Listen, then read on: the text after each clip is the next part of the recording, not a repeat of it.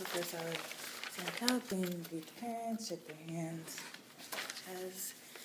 and thank you for coming in to speak with me today.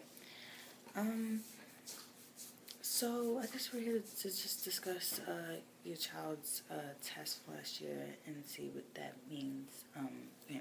And I can answer any questions that you have about it. So question number one would be, my child's performance level is based on his or her scale score. What is a scale score? Is this my child's actual score on the test? I would say that, okay, his scale score is not the actual score that he got on the test. What they do is take his raw score, which is the combination of the multiple choice and the short answer score. Your child got a 33 in combination, so it was 22 from multiple choice, 11 for the short answer. So combined to be 33. That was his raw score. And they put it into basically some kind of formula, and it's, we don't know exactly what it is. It changes slightly every year, but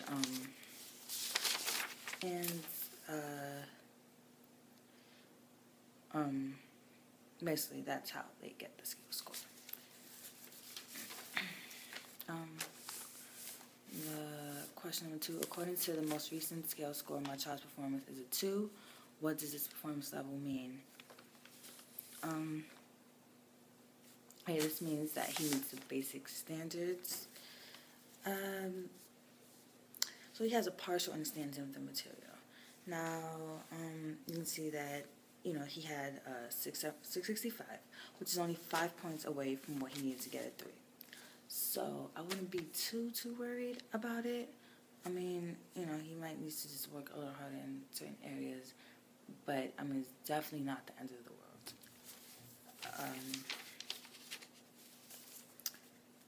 Question number 3. I see that this test measures my child's ability in several areas called strands. Can you explain those strands? Can you give me an example of questions my child answered for each of these content strands? Okay, sure. So there was 5 content strands. The first strand was number sense and operations. It was basically understanding numbers, how they're represented, and the different operations and how they relate to each other. This question, the questions in this area was probably more complex, requiring that they use more than one operation to solve the problem. That's probably why he scored so low in this area, because he got, 25.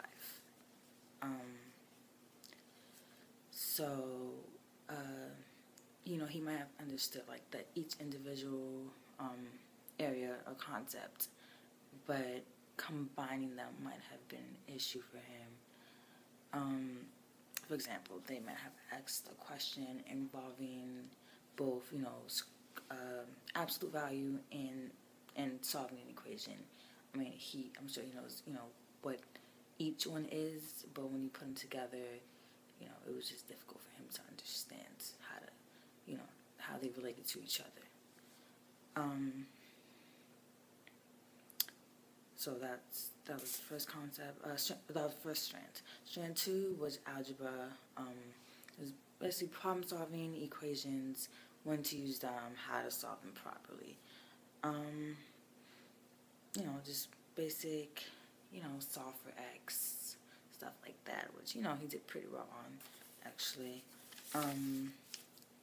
The next strand was geometry, so it was more visual, triangles, circles, symmetry, stuff like that. So, he did pretty okay on this. Not excellent, not terribly low.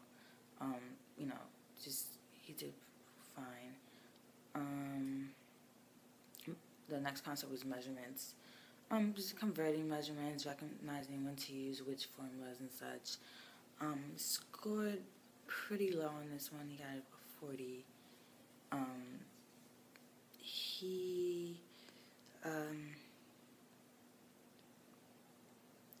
So I guess he just needs help with that.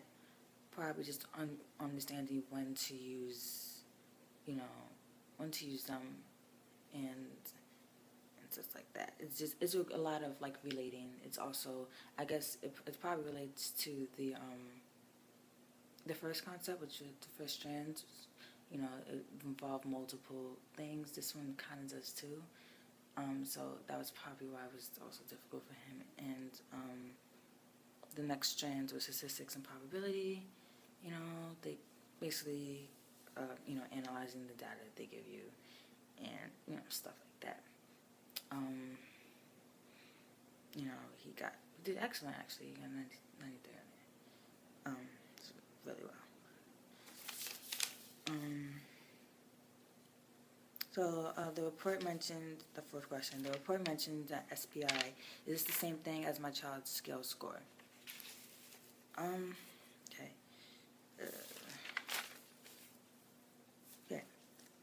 So,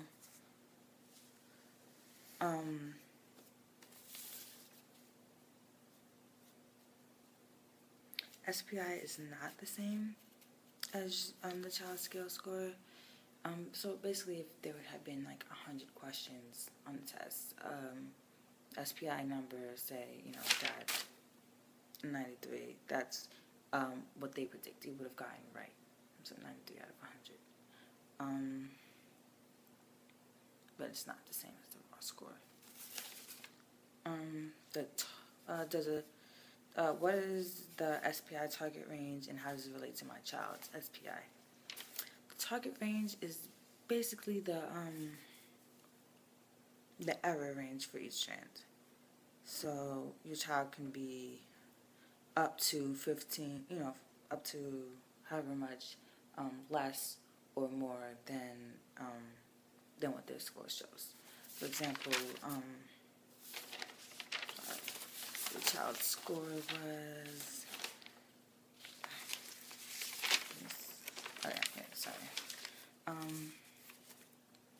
your child's score was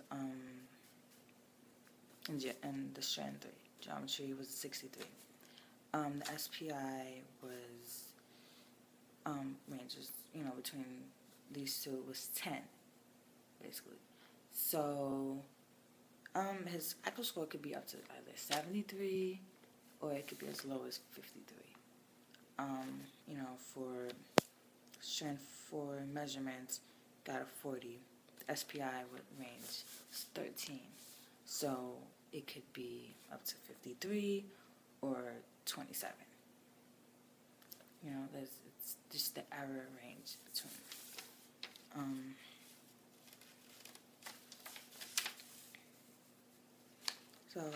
Question 7, I have my child's report from last year. When I look at the 2 most recent reports, I see that my child's performance in some strands has changed dramatically. Are these real changes? Wow. Okay, looking at your child's score from last year, for each area, you also have to take into account the SPI range, target range. So, for example, the SPI for this strand 1